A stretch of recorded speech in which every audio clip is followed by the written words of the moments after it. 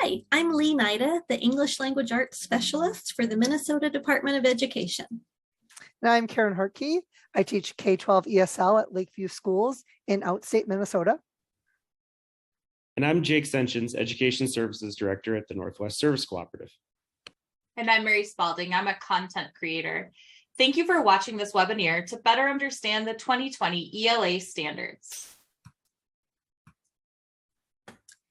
MDE, in collaboration with the service cooperatives and the regional centers of excellence, are dedicated to supporting schools with implementation of the 2020 ELA standards.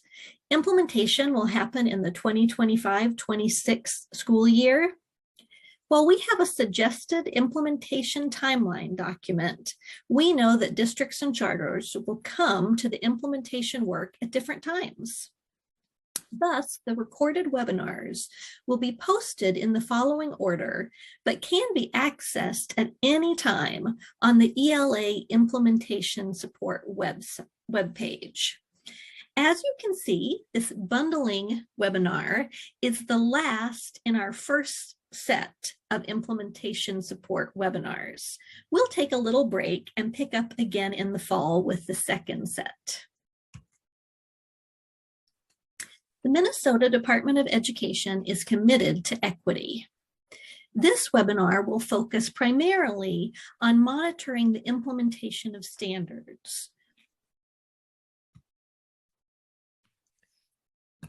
In our webinar on benchmark bundling, the topics we're going to discuss, we're going to give an overview of bundling benchmarks. We're going to talk about a salad analogy, a third grade sample bundle, a seventh grade sample bundle, reasons to bundle benchmarks, and links to additional resources. Thanks, Jake. This overview of bundling benchmarks will be quite brief, but you can find a more detailed description of bundling benchmarks on a webinar titled Teaching All Standards to All Students Using Bundling. It's also on the ELA implementation webpage. But generally, bundling is an integration of standards and benchmarks to gain efficiency of time and learning. Efficiency will come up as you're seeing these bundled lessons. And also keep in mind that bundling benchmarks allows for truly rich lessons that can focus on big themes, essential questions, and problem-based learning. We use a salad analogy to talk about bundling. So just like there are many ways to group ingredients into salads, there are many ways that teachers can use to group bundles of benchmarks into units of study.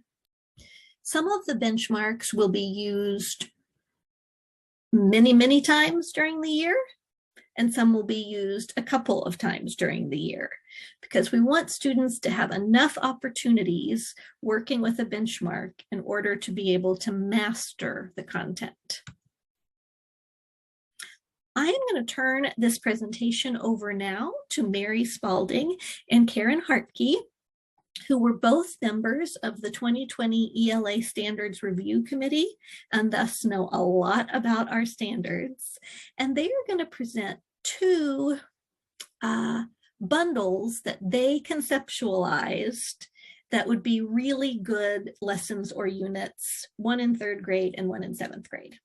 So over to Mary now.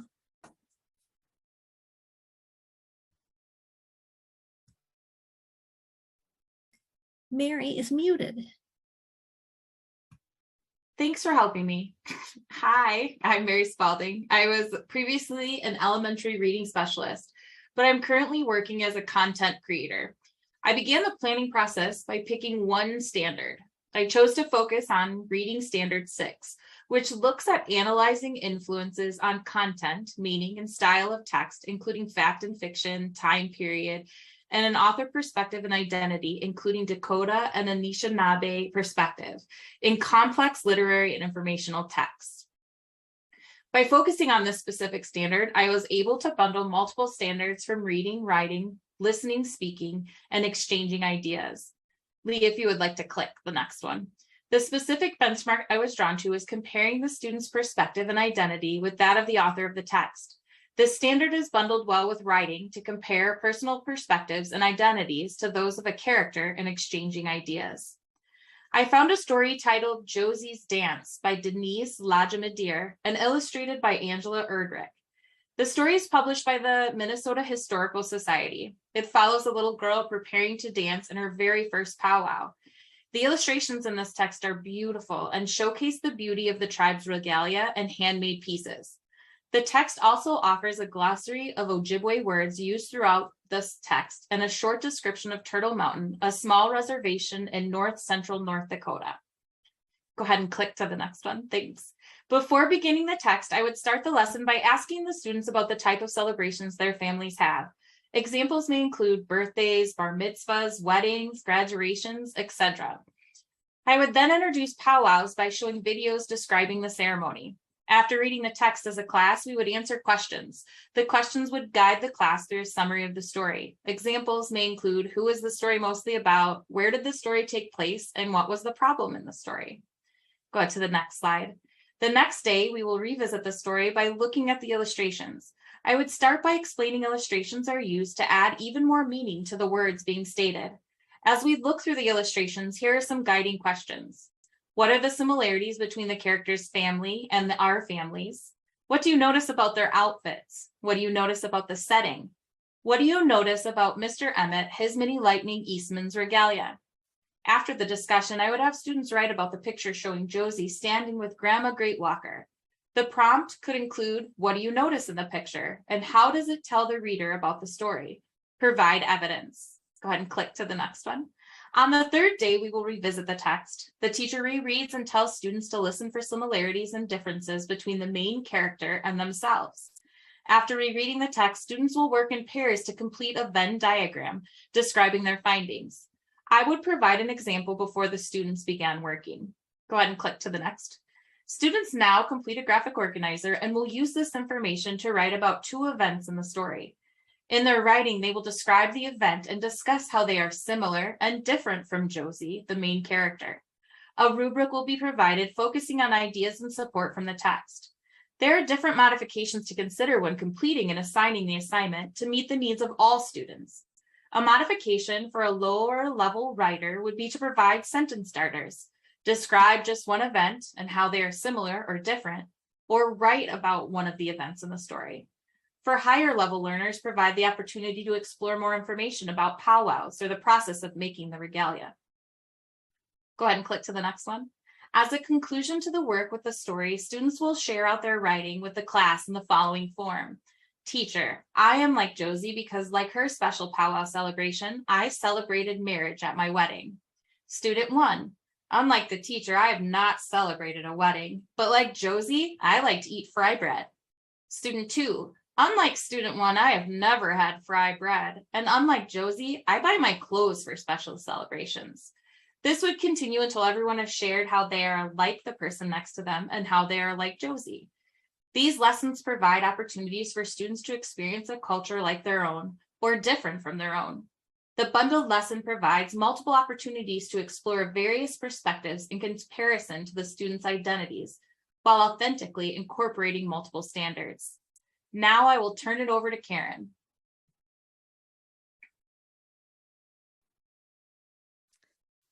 Hello. As can be seen on the slide, I have bundled 7.1.2.1, reading standards 7.1.4.1, 7.1.4.4, and 7.1.8.2, as well as in the listening, speaking, viewing, and exchanging ideas, I've bundled 7.3.1.1. In this lesson, the teacher will use the article Magic and the Brain by Susan Martinez Conde and Stephen L. Macknick. It can be found at Scientific America.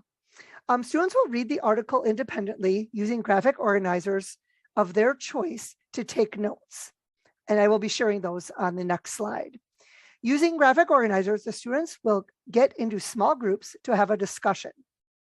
During the discussion and using a rubric, the teacher will rotate to groups to evaluate. They will look for their discussions, their collaborations, their ability to elaborate on others' ideas, the ability to cooperate, the ability to listen to others' perspectives, and overall group productivity.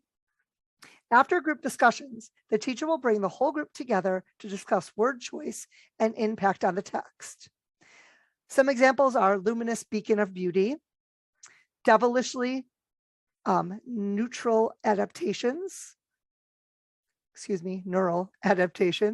cognitive advantage, neurometric, versatile, and scenic. The teacher will discuss how these word choices are used, why the author may choose it, and students will be in on that discussion as well. This lesson was adapted from Houghton Mifflin Hardcourt Collections, grade 7, and a more extensive lesson with questions as well as other skills can be found in Collections, grade 7, pages 77 to 88. Now, the assessment of these standards are done. The graphic organizer would be used to assess mastery of 7121, 7141, and 7144. The small group discussion rubric that the teacher will be doing would be looking at the listening, speaking, viewing, exchanging ideas 311. And the teacher's anecdotal notes would be assessing the listening, speaking, viewing, and exchanging ideas 7311, as well as the reading standard 7182. And as you can see down below, here are some of the graphic organizers I would offer to students for their choice to use for this lesson. You may find others of your own that fit the lesson as well, but these are the ones that I would offer. And Karen has offered to share the link to these graphic organizers, which we'll post along with the slides for this webinar. Thanks so much, Mary and Karen. So I've asked everybody to think about why we bundle benchmarks. I'm Lee, and I think we bundle benchmarks because bundling benchmarks helps to create rich units that lead to student mastery of essential questions. Karen, why do you think we bundle? And I am Karen. Bundling benchmarks allows teachers to teach and assess several aspects of literacy multiple times throughout the school year. How about you, Mary?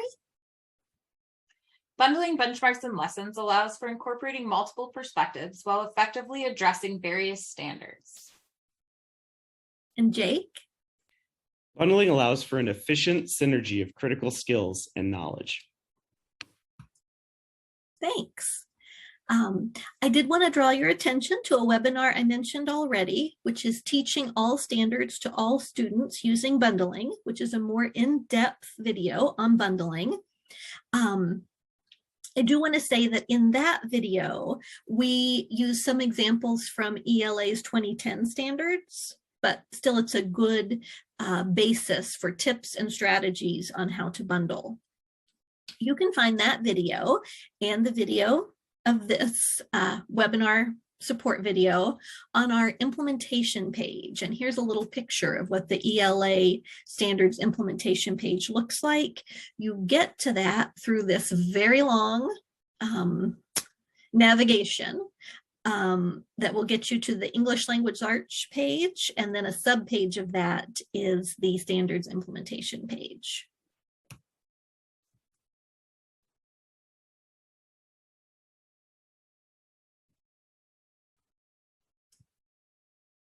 Oh, I clicked on the did something wrong there. Well, sorry for that little click on the MDE page. But I really want to thank you for watching this video, and in particular to thank my collaborators, Mary Spalding, Karen Hartke, and Jake Sengens. Thanks.